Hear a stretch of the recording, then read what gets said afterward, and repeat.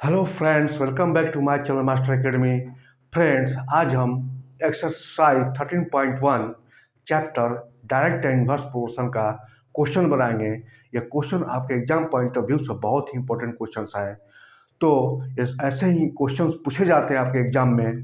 तो फ्रेंड्स, आप वीडियो को ध्यान से देखें, पसंद आए तो लाइक करें, दोस्तों को शेयर करें और चैनल को सब्सक्राइब जरूर कर दें, जिससे कि हमारे हर वीडियो का, ईच एंड एवरी वीडियो का नोटिफिकेशन आपको सबसे पहले मिलते रहे। तो चलिए देखते हैं question number 6। In a model of a ship the mast is 9 centimetre high while the mast of the actual ship is 12 meter high. If the length of the ship is 28 meter, how long is the model ship? Question कह रहा है कि एक ship का model है जिसके must की लंबाई जो हाइट है वह 9 सेंटीमीटर है। एक मॉडल शिप है जिसके मास्ट की हाइट है 9 centimetre. while the mast of actual ship, और एक्चुअल शिप एक है, अलग एक एक्चुअल शिप है जिसका कि मास्ट की हाइट है 12 metre. If the length of ship is 28 metre, question कर रहा है कि यदि लेंथ शिप की लेंथ है 28 metre, how long is model ship, तो मॉडल शिप का लेंथ कितना होगा, यही फाइंड करना है। तो चलिए सॉल्यूशन देखते हैं। सॉल्यूशन, गिवन क्वेश्चन राइट इन टेबुलर फॉर्म।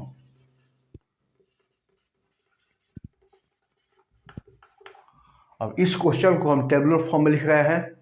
ये जो क्वेश्चंस है इसको हम टेबुलर फॉर्म में लिख रहे हैं, टेबुलर फॉर्म में रिप्रेजेंट करेंगे। तो टेबल हो गया length of model ship in centimetre and length of actual ship in centimetre. अब इसको हम x मान लेते हैं और इसको हम y मान लेते हैं। इसको x क्वांटिटी मान लेते हैं, length of model ship in centimetre को x क्वांटिटी मान लेते हैं और length of actual ship in centimetre को y क्वांटिटी मान लेते हैं। तो हम क्वेश्चन में दिया हुआ है कि मॉडल शिप का जो लेंथ अगर 9 सेंटीमीटर है तो mast of actual ship is 12 metre high. तो इसका है 12 मीटर, ये 9 सेंटीमीटर तो इसका 12 मीटर। नाउ क्वेश्चन करा, if the length of ship is 28 metre, length of actual ship का लेंथ है 28 metre, how long is model ship, तो मॉडल शिप का लेंथ कितना होगा। तो हम मान लेते हैं, हमको तो नहीं मालूम है, ये हमको फाइंड करना है। तो मान लेते हैं कि length of model ship is x मान लेते हैं।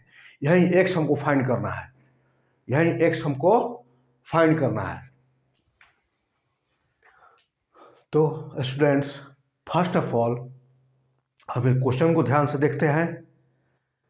तो यहाँ पर हम देख रहे हैं स्टूडेंट्स कि length of actual ship 12 metre से 28 मीटर हो रहा है, यानी कि यह स्टेप वाइज इंक्रीज कर रहा है 12 मीटर से 28 मीटर। जब 9 centimetre length of model ship का लेंथ है 9 सेंटीमीटर, तो एक्चुअल शिप का जो लेंथ है वह 12 मीटर है।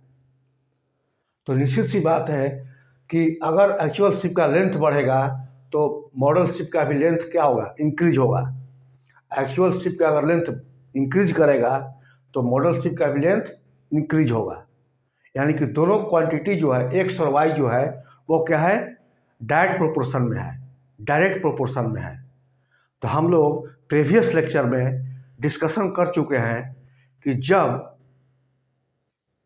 क्वेश्चन डायरेक्ट प्रोपोर्शन में होगा तो उसके एक्स वाई रेशियो का वैल्यू कांस्टेंट होता है। Ratio of x and y is constant. तो यहाँ पर हम लिख सकते हैं कि क्लियरली हमको पता चल रहा है, clearly it it is in direct proportion. यहाँ पर ये क्वेश्चन को जब हम ध्यान से देखते हैं, ऑब्जर्व करते हैं, तो हमको ये मिलता है कि दोनों क्वांटिटी इंक्रीज कर रहा है स्टेप वाइज। ये 12 से 28 हो रहा है, तो 9 सेंटीमीटर से भी क्या होगा, ये इंक्रीज करेगा, जो कि हमको मालूम नहीं है, इसको फाइंड करना है। तो दोनों क्वांटिटी इंक्रीज कर रहा है, इट मीन्स कि ये क्वेश्चन जो है वो है डायरेक्ट प्रोपोर्शन में है। क्लियरली वी से दैट, हम कह सकते हैं कि it is in direct proportion. तो डायरेक्ट प्रोपोर्शन के लिए स्टूडेंट्स एक्स और वाई का रेशियो कांस्टेंट होता है, यानी कि x1 by y1 equal to x2 by y2। और x1 हमको 9 है और y2 है, y1 है 12 इजकल टू x2 है x बाई 28। x1 देखिए 9 है और y1 12, x2 x, y2 28। यहाँ से क्रॉस मल्टीप्लिकेशन करेंगे तो 9 into 28 equal to 12 into x, और x equal to 9 into 28 divide by 12। 3 4 जा 12, 3 3 जा 9, ये हो गया 7। तो x इजकल टू हो जाएगा 21। तो x की वैल्यू आएगी, length of model ship is 21। तो लिख सकते हैं length of model ship is 21। यही आंसर होगा। क्वेश्चन कह रहा है कि how long is the model ship. तो length of model ship is 21 answer होगा। और क्वेश्चन स्टूडेंट्स यहाँ पर ध्यान देने की जरूरत है कि फ्रेंड्स, इस क्वेश्चन को जिसे हम टेबुलर फॉर्म में हम चेंज किए हैं, देन इसका आंसर निकाले हैं, फाइंड किए हैं। और आप चाहो तो इसको यूनिटरी मेथड से भी सॉल्व कर सकते हो। फ्रेंड्स, इस क्वेश्चन को आप यूनिटरी मेथड से भी सॉल्व कर सकते हो। अदर मेथड है, ये टेबुलर फॉर्म से हमने सॉल्व किया, इसको आप चाहो तो इसकी यूनिटरी मेथड से भी सॉल्व कर सकते हो। अदर मेथड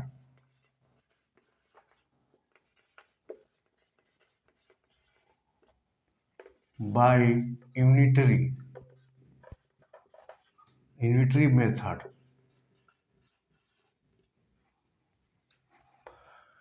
यहाँ लिखेंगे, आपसे क्वेश्चन कर रहा है कि लेंथ ऑफ मॉडल शिप, यानी कि एक्चुअल लिखेंगे, एक्चुअल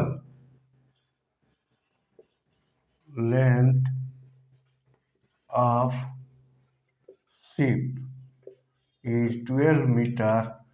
यहाँ when actual length of ship is 12 meter, then length of model ship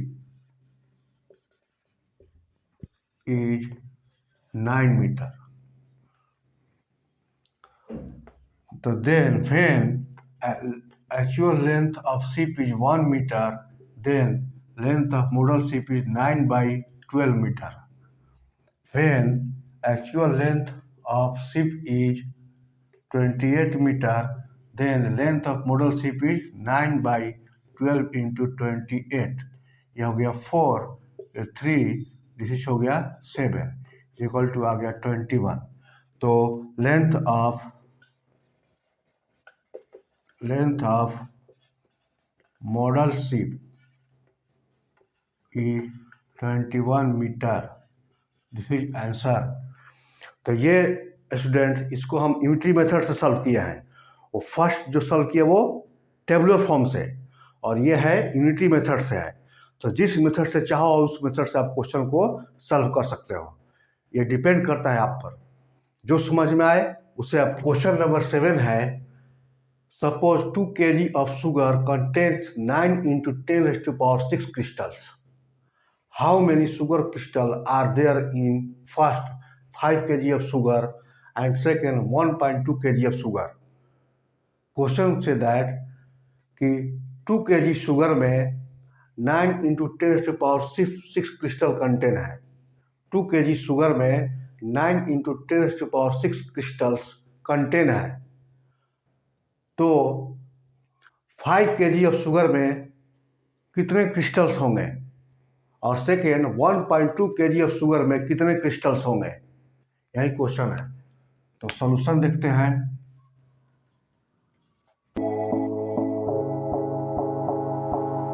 first we write given information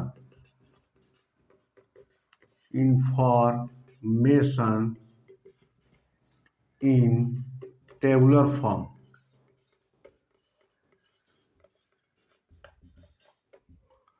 पहले जो भी क्वेश्चन इंफॉर्मेशन दिया है स्टूडेंट्स, उसको हम टेबुलर फॉर्म में लिखते हैं, टेबल में लिखते हैं।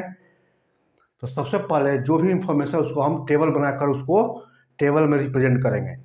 तो यहाँ पर दिया हुआ है number of crystal contain, number of crystal और weight of sugar in kg। इसको x मान लेते हैं, इसको y मान लेते हैं। x क्वांटिटी, y की नंबर ऑफ क्रिस्टल्स कंटेन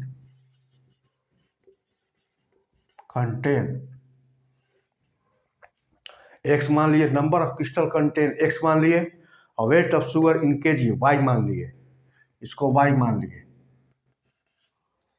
तो दिया नंबर ऑफ क्रिस्टल कंटेन कितने, सपोज 2 kg ऑफ शुगर, यानी कि वेट ऑफ शुगर 2 kg है, तो क्रिस्टल कंटेन है 9 into 10⁶।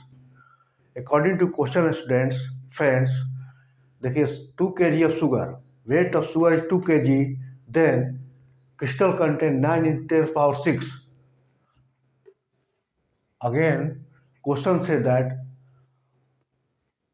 sugar crystal are there in 5 kg of sugar. A weight of sugar is 5 kg. Then what is the number of crystals? Number of crystal क्या होगा? And again, weight of sugar is 1.2 kg. Weight of sugar is 1.2 kg. Then what is the number of crystal? Number of crystal content कितना, x1 x2 हमको find करना है, x1 और x2 find करना है, x1 x2 find करना है। तो देखिए सबसे पहले हम क्वेश्चन को ध्यान से देखेंगे स्टूडेंट्स, ऑब्जर्व करेंगे क्वेश्चन को। ऑब्जर्व करने के बाद हम क्या पाते हैं कि weight of the sugar increase कर रहा है, 2 से 5, 5 से यहाँ पर डिक्रीज किया, 2 to 5 इंक्रीज, और देन 5 to 1.2 डिक्रीज किया। यानी कि जैसे जैसे आप देखिए 2 kg वेट ऑफ शुगर पर number of crystal 9 into 10⁶। 2 kg अगर शुगर का वेट है तो उस पर क्रिस्टल है 9 into 10⁶, और 5 kg होगा तो 5 kg जैसे ये वेट इंक्रीज करेगा तो नंबर ऑफ क्रिस्टल भी क्या होगा, इंक्रीज करेगा, और जैसे शुगर का वेट डिक्रीज करेगा नंबर ऑफ क्रिस्टल भी डिक्रीज होगा। यानी कि 1 kg अगर शुगर है तो उसमें जितने नंबर ऑफ क्रिस्टल्स होंगे, अगर हम 2 kg शुगर लेंगे तो उसका दूना हो जाएंगे, 3 kg लेंगे नंबर ऑफ क्रिस्टल तिगुना हो जाएंगे, और जैसे जैसे शुगर का वेट बढ़ेगा वैसे वैसे नंबर ऑफ क्रिस्टल बढ़ते जाएंगे, और जैसे जैसे शुगर का वेट इन kg में डिक्रीज करेगा वैसे नंबर ऑफ क्रिस्टल क्या होंगे, डिक्रीज हो जाएंगे। यानी कि ये क्वेश्चन डायरेक्टली डायरेक्ट प्रोपोर्शन में है। ये क्वेश्चन किस में है, डायरेक्ट प्रोपोर्शन में। क्लियरली यहाँ से पता चल रहा है कि ये क्वेश्चन जो है डायरेक्ट प्रोपोर्शन में है। तो clearly it is in direct proportion. So students, direct proportion question है तो हम जानते हैं कि यहाँ पर एक्स वाई का रेशियो कांस्टेंट होता है, यानी कि x1 by y1 equal to x2 by y2 equal to x3 by y3। Now first देखते हैं x1 by y1 equal to x2 by y2। x1 है 9 into 10⁶ डिवाइड बाई 2। x1 है 9 into 10⁻6 और y1 है 2 इज इक्वल टू x2 हमको find करना है और y2 है 5। तो यहाँ से हम फाइंड कर लेंगे, क्रॉस मल्टीप्लिकेशन करेंगे तो यहाँ गया 2 into x2 equal to 9 into 10⁻6 into 5 और x2 equal to 9 into 10⁻6 to 5 divided by 2 is यह x2 is equal to 45 into 10⁻6 divided by 2। x2 is equal to 45 into 10 into 10⁻5 divided by 2। 2 से 5 5 या 25 5 2 20 2 22 22 into 10⁻5 answer 225 into 10⁻5 यही answer होगा x2 का। x2 की x1 by x2 this is x1 this is x2 this is 9 this is x1 this is x1 x1 x1 x1 x1 की value आ गई 225 into 10⁻5। x1 की value आ गई 225 into 10⁻5। Now हम देखेंगे x2 बाई या x1 by y1 equal to x2 by y2।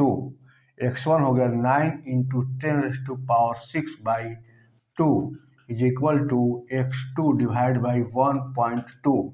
यहाँ से हम ले लिए, देखिए स्टूडेंट्स यहाँ पर ध्यान दीजिए x1 by y one equal to x2 by y2 equal to x3 by y3। तो हम कोई भी रेशियो ले सकते हैं प्रोपोर्शन में फाइंड करने के लिए हमको, क्योंकि तीनों का वैल्यू सेम होगा। तीनों का वैल्यू जब डिवाइड करेंगे तो कांस्टेंट आएगा, सेम होगा। हम यहाँ ले सकते हैं x1 by y one equal to x2 by y2 या x1 by y one equal to x3 by y3। तो भी ये सही है, क्योंकि हमको x3 का वैल्यू फाइंड करना है, या x2 by y2 equal to x3 by y3 ये भी रेशियो ले सकते हैं तो भी आंसर सेम आएगा, या x1 by y one equal to x3 by y3 लेंगे तो भी आंसर सेम आया। तो हमने लिया यहाँ पर x1 by y one x2 by y2। तो x1 9 10⁻6 y1 हो गया 2, x2 हमको फाइंड करना है, y2 हो गया 1.2।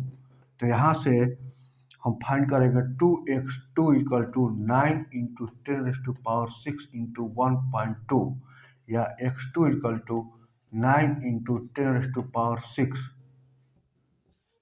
Into 1.2 divide by 2 equal to 9 into 10 into 10⁻5 into 1.2 divide by 2। 2 से 5 यानी कि x2 इक्वल टू 9 5 या 45 45 into 10⁻5 to 1.2 is equal to 45 into 10⁻5 into 12 by 10 is equal to 45 into 10⁻4 into 12। तो 12 5 जा 60 के 0 6 48 और 6 54 into 10⁻4 this is answer. x2 equal to 540 into 10⁻4 यही answer होगा x2 इक्वल टू। तो x1 x2 का वैल्यू निकल गया।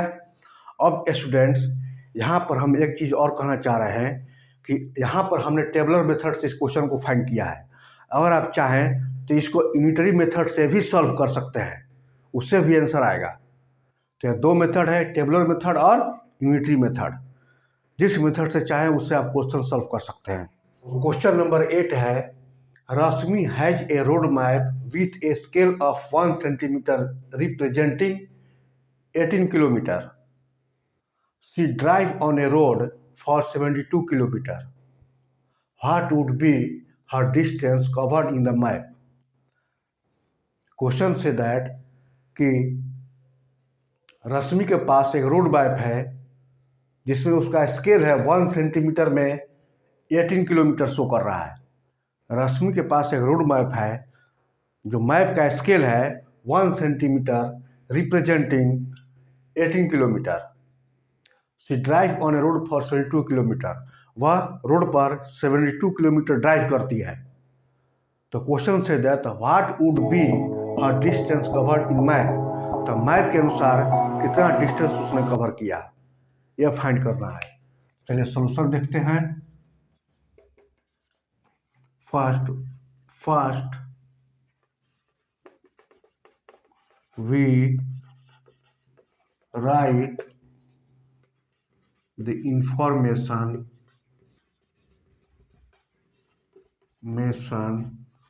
in tabular form।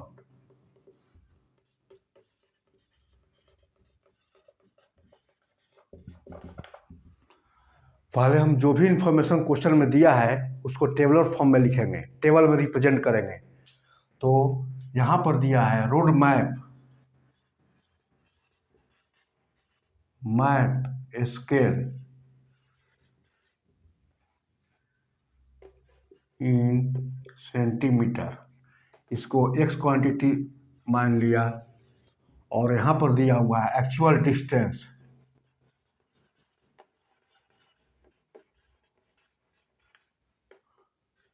In kilometre, road map scale in centimetre and actual distance in kilometre, इसको हमने y क्वांटिटी मान लिया।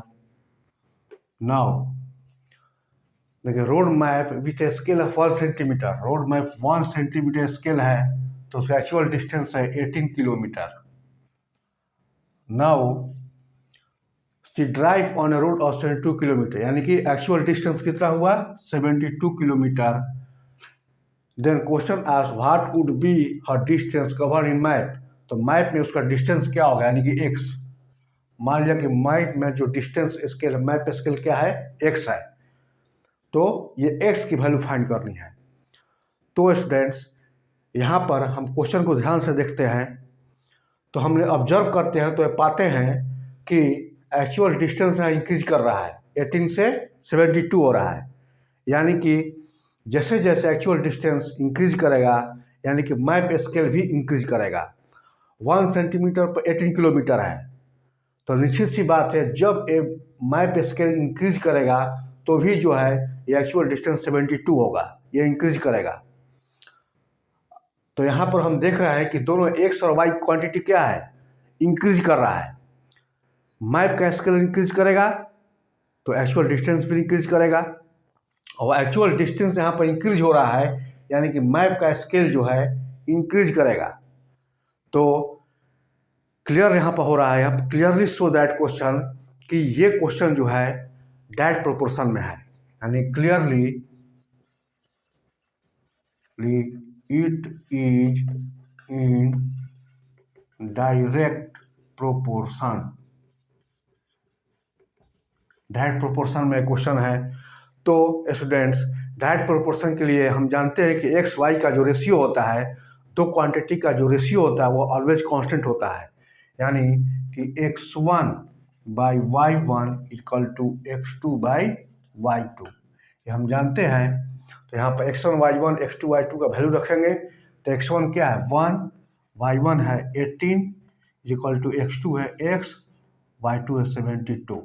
क्रॉस मल्टीप्लिकेशन करेंगे तो 18x equal to 72, so x equal to 72 by 18 equal to 4, x equal to 4 centimetre. यही answer होगा 4 centimetre. तो map का डिस्टेंस कितना हो जाएगा 4 सेंटीमीटर, यही आंसर होगा। Question number 9, a 5 meter 60 centimeter high vertical pole cast a shadow 3 meter 20 centimeter long. Find at the same time first the length of the shadow cast by another pole 10 meter 50 centimeter high, and second the height of a pole which cast a shadow 5 meter long. Question say that एक vertical पोल है जिसका height है 5 metre 60 centimetre, उसका shadow बन रहा है 3 metre 20 centimetre long, उसका shadow बन रहा है 3 मीटर 20 सेंटीमीटर लॉन्ग। उसी समय एक पोल है जिसका हाइट है 10 मीटर 50 सेंटीमीटर और उसका शैडो का लेंथ है फाइंड करना है, उसके शैडो के लेंथ को फाइंड करना है first, and second the height of a pole which cast a shadow 5 metre long, और एक पोल का हाइट फाइंड करना है जिसका शैडो है 5 मीटर।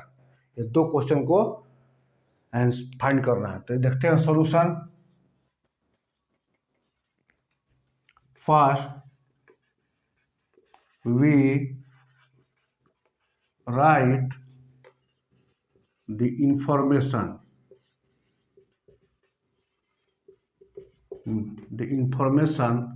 in tabular form। पहले जो ही इसमें स्टूडेंट्स जो ही इस क्वेश्चन में इंफॉर्मेशन है, जो भी इंफॉर्मेशन है इस क्वेश्चन में, उसको हम टेबुलर फॉर्म में लिखेंगे। तो यहाँ पर length of pole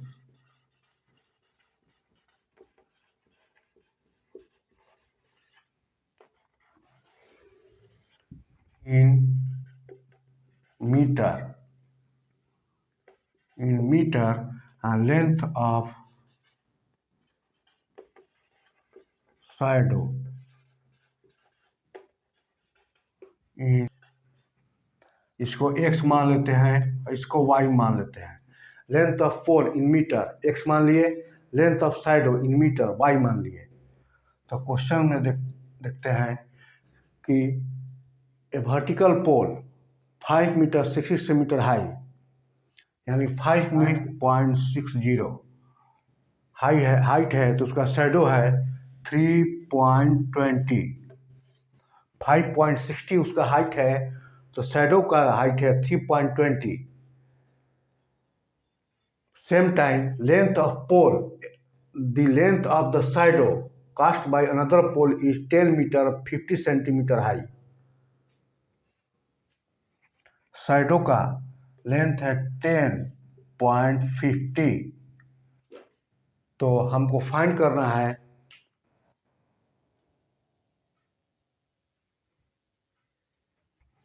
x1 find करना है।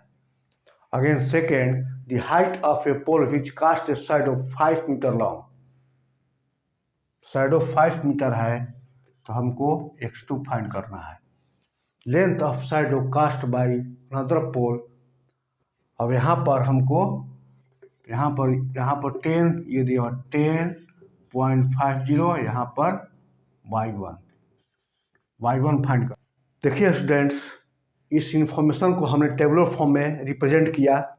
Length of pole in metre कितना 5.6 है, तो शैडो का लेंथ बना 3.20। Again question find at the same time. First question क्या है, length of shadow cast by another pole 10 metre 50 centimetre high, और length of pole, first length of pole है 10.50, तो कह रहा लेंथ ऑफ शैडो कितना होगा वो फाइंड कीजिए, यानी कि y1 फाइंड कीजिए। And second height of pole which cast a shadow 5 metre long, अब शैडो का लेंथ है वह 5 है, तो कह रहा है कि लेंथ ऑफ पोल फाइंड कीजिए, x2 फाइंड कीजिए, यानी कि y1 और x2 हमको फाइंड करना है। तो सबसे पहले क्वेश्चन को हम देखते हैं स्टूडेंट्स, ध्यान से देखते हैं, ऑब्जर्व करते हैं। तो हम देख रहे हैं कि अगर लेंथ ऑफ पोल 5.6 है देन 10.50 है, यानी कि लेंथ ऑफ पोल क्या है, इंक्रीज कर रहा है। 5.6 से 10.5 हो गया, उसके बाद x2 जिसको हमको फाइंड करना है। तो यहाँ पर देख रहे हैं कि लेंथ ऑफ पोल इंक्रीज कर रहा है, यानी कि जब लेंथ ऑफ पोल इंक्रीज करेगा, पोल का लेंथ इंक्रीज करेगा, तो सेम टाइम में उसकी शैडो जो होगी इंक्रीज करेगी। मान लीजिए एक पोल का हाइट है 10 मीटर, दूसरे पोल का हाइट है 20 मीटर, तो सेम टाइम में जितना इसका शैडो का लेंथ होगा उससे ज़्यादा इसके शैडो का लेंथ होगा, यानी कि जैसे जैसे पोल का लेंथ इंक्रीज करेगा वैसे वैसे शैडो का लेंथ भी इंक्रीज करेगा, यानी कि दोनों क्वांटिटी इंक्रीज कर रही है, एक्स भी इंक्रीज कर रहा है और वाई भी इंक्रीज कर रहा है। तो ये क्वेश्चन डायरेक्ट प्रोपोर्शन में है। तो clearly it is in direct proportion,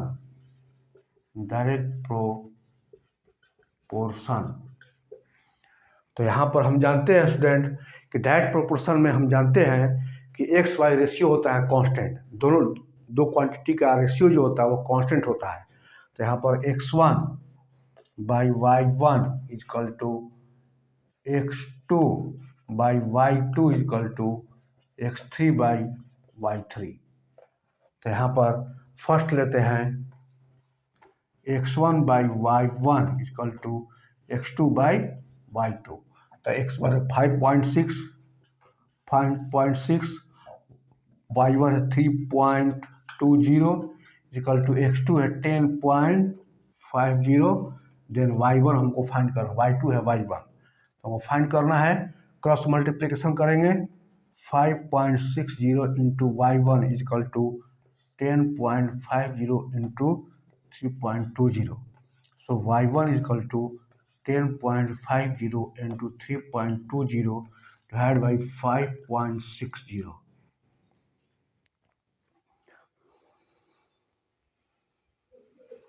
अब यहाँ से इसको कट करेंगे तो y1 का वैल्यू आएगा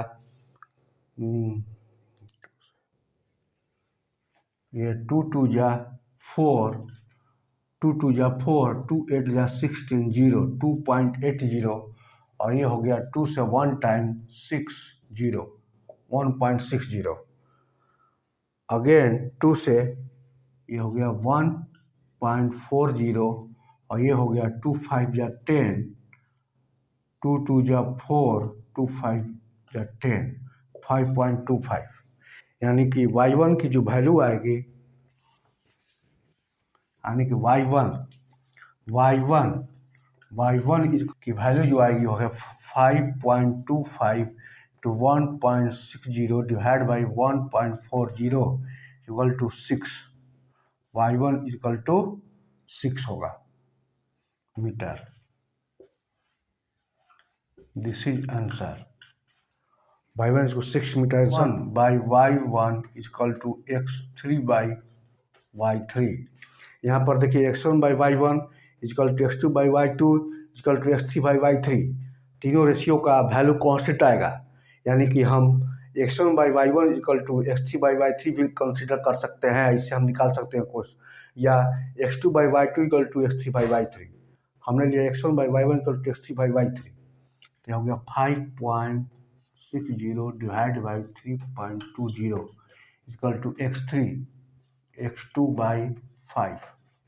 क्रॉस मल्टीप्लिकेशन किए तो x2 into 3.20 equal to 5.60 into 5 और x2 equal to 5.60 into 5 divide by 3.20।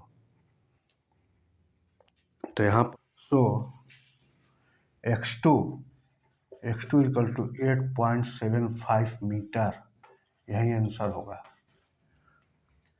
Question number 10 है, a loaded truck travel 14 kilometer in 25 minutes. If the speed remains the same, how far can it travel in 5 hours?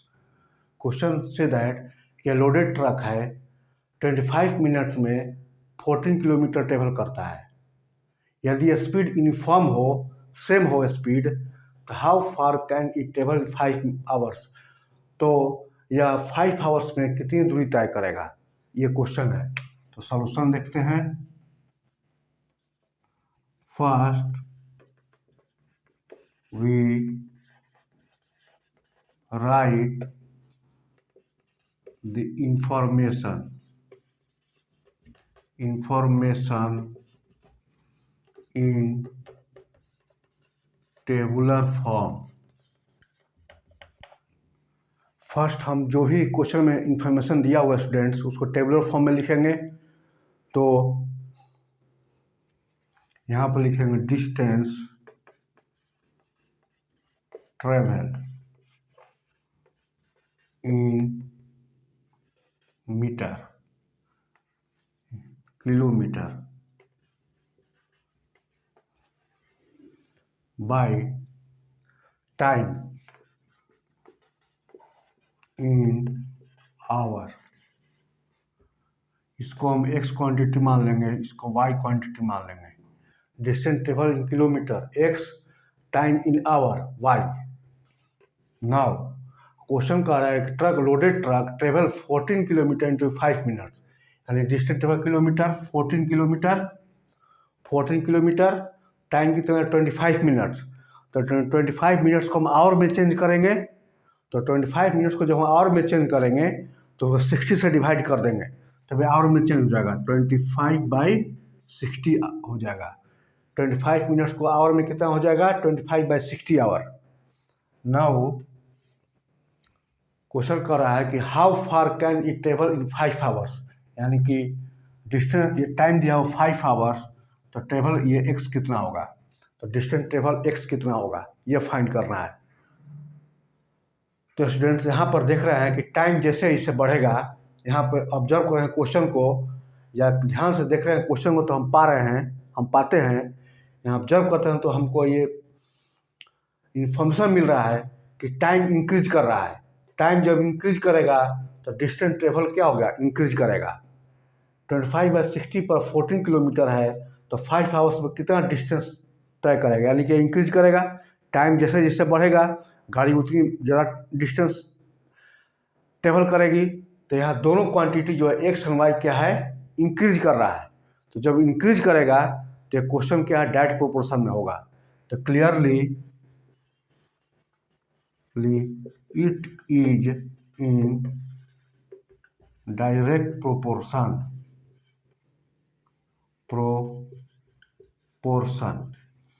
तो students हम जानते हैं कि अगर question direct proportion में होगा तो उसका एक्स वाई का रेशियो होगा वो कांस्टेंट होगा, यानी कि दोनों क्वांटिटी का रेशियो ऑलवेज कांस्टेंट होगा, यानी कि x1/y1 इक्वल टू x2/y2, और x1 हो गया 14 divide by y1 25/60 equal to x2 हो गया x डिवाइड बाई 5।